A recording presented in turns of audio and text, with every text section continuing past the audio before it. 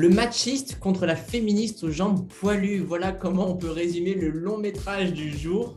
Entre admiration et indignation, voguons 50 ans en arrière pour revivre un tournant majeur dans l'histoire du tennis, dont l'un des protagonistes est incarné par une actrice qu'on adore. Place à la culture, place au sport, place à Entre nous.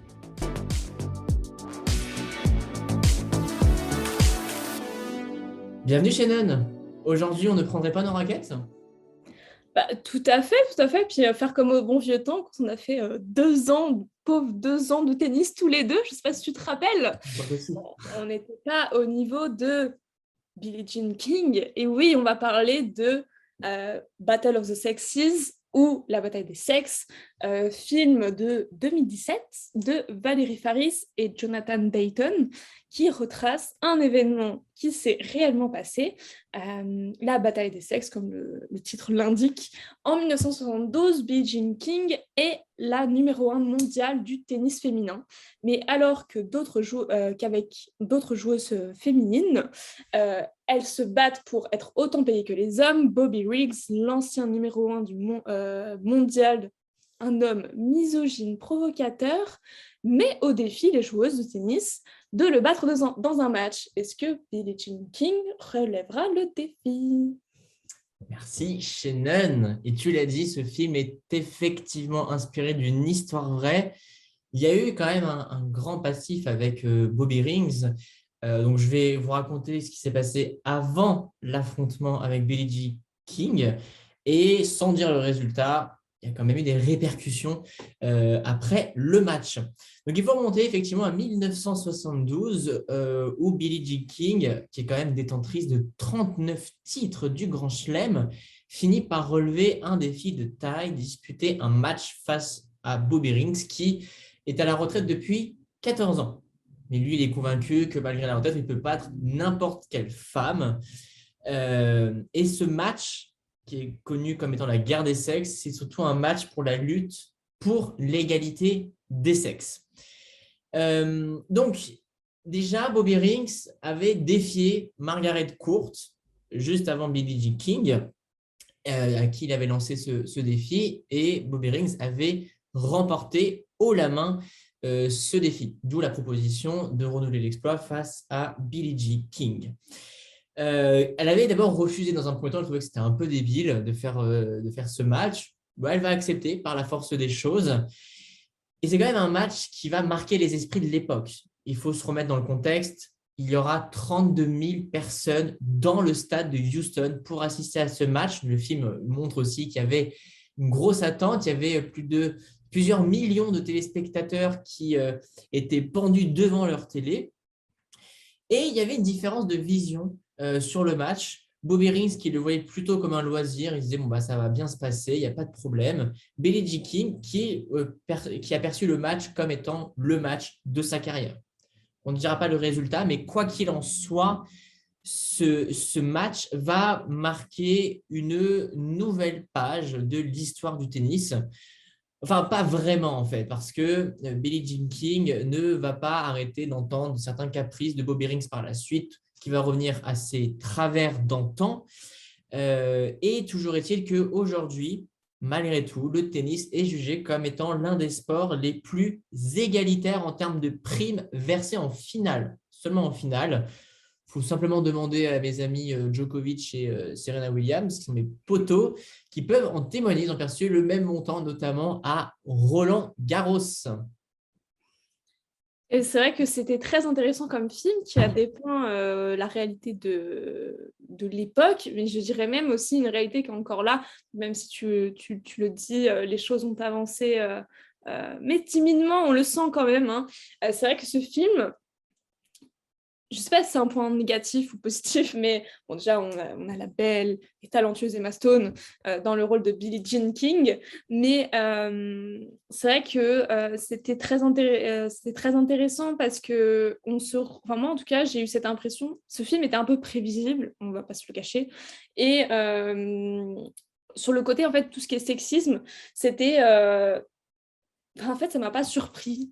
Je ne sais pas comment expliquer, on en a parlé juste avant l'émission, c'est en fait, tout le sexisme, en fait, c'était un peu cliché et en même temps, c'est une réalité. Hein, c'était ce que pensaient vraiment les hommes de l'époque et même parfois des femmes, parce qu'on voit qu'il y a des femmes qui sont adulées, enfin, qui adulent Bobby Riggs, enfin, voilà, qui est enfin, vraiment profondément misogyne, hein, il ne s'en cache pas.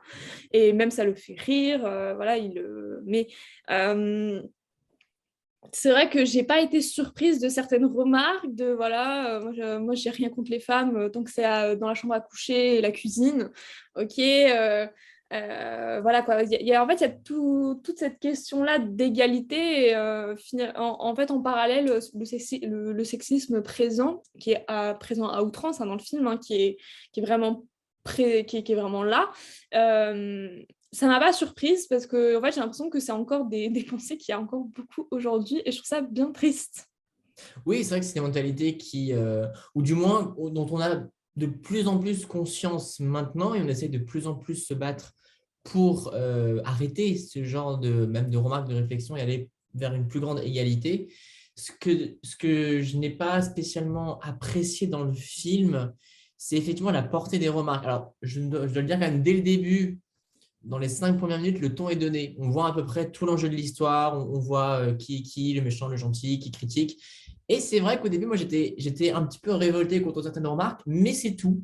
Après, la suite, c'était des réflexions banales, parfois un peu lourdes, qui n'avaient pas vraiment de relief. C'était, ouais, comme tu disais, Shannon, des remarques basiques. Je m'attendais vraiment à ce qu'il y ait des attaques plus personnelles, que ce soit un peu plus violent verbalement, pour montrer que c'était aussi que c'est un milieu qui est compliqué pour les femmes.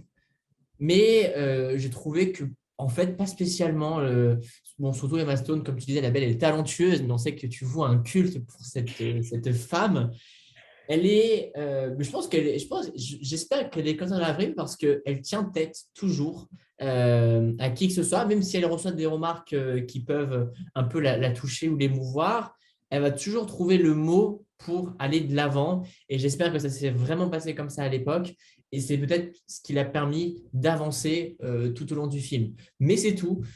Pour le reste, tout ce qui est inégalité de genre, bah, c'était un peu décevant. En effet, c'est vrai que je pense que c'est intéressant de découvrir cette histoire parce que c'est pas une histoire qui est très connue on va dire du monde entier. C'est vrai qu'avant avant que ce film voit le jour, je ne connaissais pas du tout cet événement de la bataille des sexes. Après, ce que j'ai trouvé très intéressant, c'est donc finalement le film met en relief quelque chose qui est donc des pensées qui sont encore là aujourd'hui, surtout dans le sport. Et ce que j'ai trouvé intéressant, c'est que la bataille des sexes, ce match d'un homme contre une femme pour prouver que les hommes sont plus forts que les femmes, alors que en fait c'est vraiment ça, c'est que à ce moment-là les femmes voilà, espèrent être payées autant que les hommes dans les matchs et donc Bobby Riggs veut montrer que non, vous ne pouvez pas être payé à la même hauteur que nous parce qu'on vous battra toujours. Et c'est ce côté, en fait, justement, où quand Bobby Riggs propose ce match, cette bataille d'une femme contre un homme, j'ai l'impression, en fait, que voilà quoi, il veut montrer que voilà, il y a toujours un sexe qui est plus fort que l'autre. Et en fait, c'est ce que Billie Jean dit à un moment donné dans le film.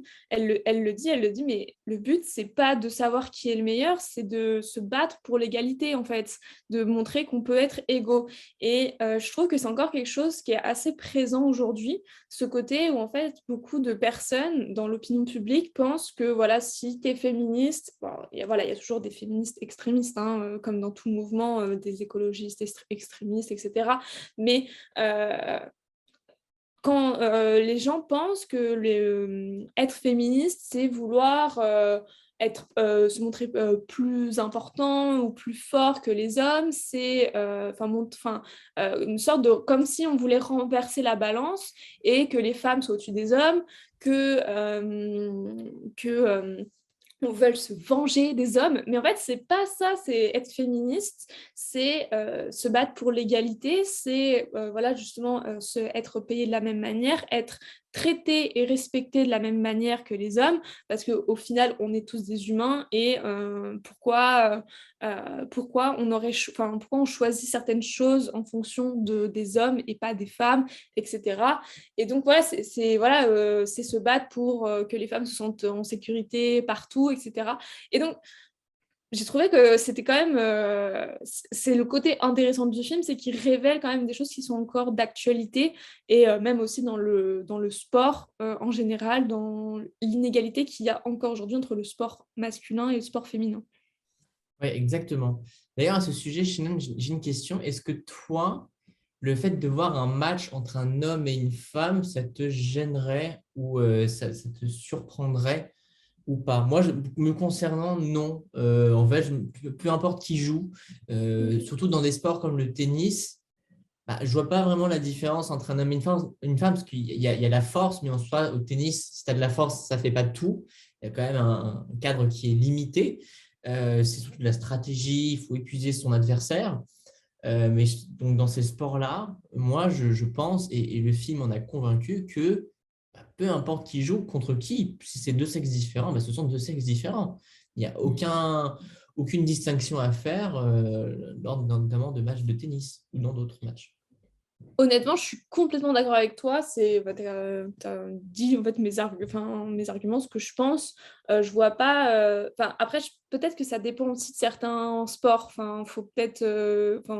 Moi, je m'y connais pas assez, mais c'est vrai que par exemple le tennis, là, on voit le match entre Billie Jean King et Bobby Riggs. Ce n'est pas dérangeant. Et comme tu dis, il n'y a pas que la force qui prime dans le sport en général. Il y a aussi la stratégie, il y a aussi l'endurance, il y a d'autres choses qui font on peut gagner ou non.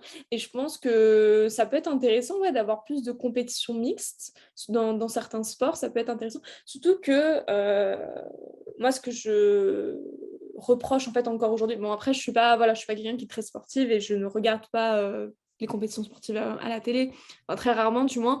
Mais je pense que ce qui est dommage, c'est qu'aujourd'hui, au niveau des médias, on médiatise encore beaucoup plus le sport masculin que le sport féminin. Oui. On le voit avec, par exemple, le football, qui est quand même le sport le plus populaire, je pense. Quand il y a la Coupe du Monde du foot, on va beaucoup plus médiatiser, et on l'a fait là récemment, quand par exemple on avait gagné en 2018. On a beaucoup plus médiatisé la Coupe du Monde masculine de foot, plutôt qu'un an après, il y avait la Coupe du Monde féminine, et on n'a pratiquement pas entendu parler. Et c'est le cas dans plein de sports. Et je trouve ça encore dommage que ce soit comme ça. Et je pense que du coup, les salaires sont encore très différents. Parce que quand tu vois ce que gagne un joueur de foot masculin, ce qu'il peut gagner, je pense que les femmes ne gagnent pas autant. Après, de ce que j'ai compris du film, et je crois que c'est en partie vrai, c'est que la prime est basée sur le nombre de spectateurs, donc les inscriptions dans le public et l'audience. À savoir que, notamment alors, au tennis, je ne suis pas un expert des audiences, mais je suis très curieux de savoir les programmes un peu qui marchent ou qui ne marchent pas. Si tu regardes Roland-Garros, la finale femme est regardée par à peu près 2 fois moins de téléspectateurs que la finale homme. Donc, ça rapporte moins d'argent et ça fait qu'il y a moins de primes. Du moins, ça, c'est la justification de base. Pour moi, ça ne doit pas la justifier. Il faut mettre les matchs des femmes plus en avant et ça rapporterait nécessairement plus. Donc, c'est vrai que c'est un peu des faux arguments. Ça cache un peu cette idée que bah, les hommes sont intrinsèquement meilleurs que les femmes, que ce sont des sports faits pour les hommes et qui doivent être mieux rémunérés. Donc, ça, c'est vraiment un point qui est très bien transcrit dans le film. Et aussi, un autre point je sais pas qui m'a dérangé, mais qui m'a questionné, et je pense que tu pourras m'aider là-dessus, il y avait, enfin, je trouve qu'on ne mettait pas assez en avant cette histoire, cette confrontation, ou l'enjeu de cette confrontation, mais peut-être que je l'ai mal compris, enfin, que j'ai mal compris le message, parce qu'il y avait notamment l'histoire avec Marilyn, sa coiffeuse, et puis ces histoires à côté. Et ça, j'avoue, bon, je ne sais pas si tu peux m'aider là-dessus. Alors du coup, donc après là, je pense que le choix de vouloir parler des histoires d'amour, on va dire, de Billie Jean, qui était quand même mariée donc à un homme un homme qui était plutôt féministe, hein, on le voit dans le film, qui soutient vraiment sa femme, même face à Bobby Riggs, qui est toujours là pour elle. Et finalement, Billie Jean se comprend qu'elle est attirée par les femmes aussi. Et donc, il y a une histoire avec une coiffeuse dans le film qui s'appelle Marilyn, si je ne dis pas de bêtises. Et je pense, en fait, c'est vrai que ça a pris beaucoup d'ampleur dans le film. Et peut-être que c'était peut-être un peu trop. Parce que enfin, c'est vrai que ça aurait mérité qu'on s'attarde un peu plus sur cette histoire-là de tennis, comment dire, de l'enjeu, comme tu dis, de ce match, de cette confrontation, de qu'est-ce que ça va amener derrière, parce que finalement, une fois que le match est fini, le film s'arrête et on n'a pas vraiment la suite, quoi. On ne sait pas vraiment ce que ça va engendrer dans le tennis féminin. Mais après, je pense qu'il voulait en parler parce que ça reste quand même quelque chose de très important dans la vie de Billie Jean King à une époque, on est quand même dans les années 70, où voilà, l'homosexualité est quand même encore tabou, je pense, et on le fait comprendre dans le film à plusieurs reprises. Après, est-ce que c'était vraiment la réalité des choses? On ne le sait pas, hein, ça reste quelque chose de type biopic, donc on saura jamais si c'est vraiment passé comme ça, mais je pense qu'ils ont voulu en parler parce que c'est quand même deux causes qui sont très intéressantes dans une époque qui est charnière. Mais c'est vrai que j'aurais aimé qu'ils s'attardent un peu plus sur l'enjeu dans le sport féminin, peut-être. Ouais, exactement. Néanmoins, moi, j'étais quand même convaincu par le film, par l'histoire, qui, je pense, peut-être qu'il y a un documentaire là-dessus pour savoir ce qui s'est vraiment passé, parce qu'apparemment, il y a eu des adaptations et des décalages par rapport notamment à la relation entre Bobby Rings et Jean King, pardon, qui dans le film sont un peu dépeints comme des personnes qui se connaissent, même en façade, on dirait qu'il y a une sorte d'amitié qui est créée, alors qu'en vrai, ils ne s'aimaient pas, ils ne se connaissaient pas du tout. Et tu disais, Shannon, par rapport à Marilyn, que ce n'était pas la coiffeuse en réalité. Oui, d'après ce que j'ai lu, c'était pas vraiment sa coiffeuse. Enfin, c'est vrai que j'ai pas tout compris. Et je pense que c'est une partie qui est à prendre vraiment avec des pincettes dans le film parce que après, j'ai pas pu vraiment rechercher à fond de ce côté-là, mais c'est vrai que je pense qu'il faut, voilà, faut toujours prendre un peu de la distance avec ce qui se passe. Et je pense que le plus important dans ce film-là, c'était vraiment la confrontation, cette bataille des sexes et l'enjeu que ça a. Et je trouve qu'à un moment donné aussi, il parle des tenues, que c'est assez intéressant. Il parle des tenues dans le tennis, c'est-à-dire qu'à cette époque-là, je ne sais pas si c'est toujours d'actualité, mais les femmes doivent porter des robes de tennis, alors que les hommes, ce n'est pas le cas. On les voit mal en robe, hein, bien sûr.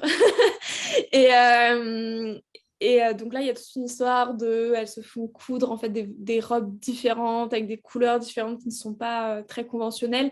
Et je trouve ça très intéressant parce que la tenue dans le sport féminin notamment, c'est encore quelque chose d'actualité. On en a parlé récemment avec les joueuses en Norvège de beach handball qui refusaient de porter des bas de bikini, tenue qui était jugée inconfortable, je crois, par les joueuses et qui, voilà, quoi, clairement, qui montraient leur corps alors qu'elles n'avaient pas forcément envie. Et on n'oblige pas les hommes de l'autre côté à porter des bas de bikini pour jouer. Donc voilà, il y avait toute une histoire elles ont une amende, je crois. Enfin, c'est vrai que ça a fait polémique.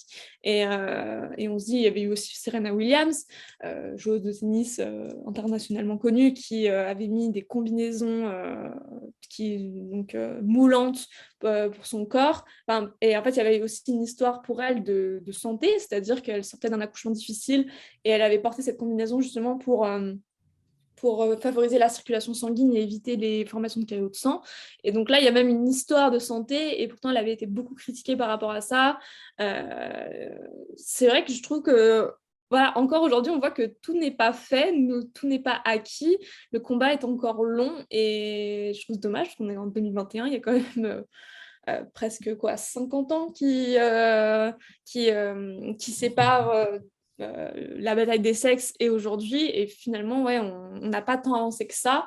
Mais on se demande pourquoi les femmes ne peuvent pas porter la tenue qu'elles jugent le plus confortable possible pour leur santé et pour leur corps, pour les compétitions, et pourquoi les hommes doivent porter une tenue différente. encore un débat assez lourd et assez conséquent.